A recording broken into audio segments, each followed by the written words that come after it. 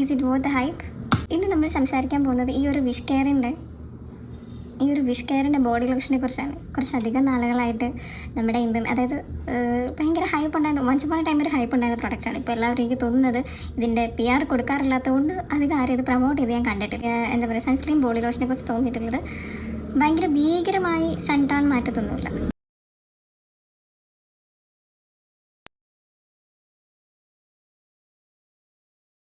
ഇത് ഇട്ടതുകൊണ്ട് നിങ്ങൾക്ക് എന്തെങ്കിലും മാറ്റം തോന്നി? വെട്ടടിക്കുന്നതുകൊണ്ട് തോന്നുന്നതാണ്. ഇപ്പോൾ ഞാനിപ്പോൾ ഇത് എബ്രോഡായിരുന്ന സമയത്ത് ഞാൻ യൂസ് ചെയ്തിട്ടുണ്ട്. അപ്പോഴും എനിക്ക് തോന്നിയിട്ടുള്ളൊരു കാര്യം, ഒരു എന്താ പറയുക, നോർമൽ ഒരു സൺസ്ക്രീൻ തരുന്ന അത്ര പോലും മോയ്സ്ചറൈസേഷൻ ഈ ഒരു സൺസ്ക്രീൻ തരുന്നില്ല.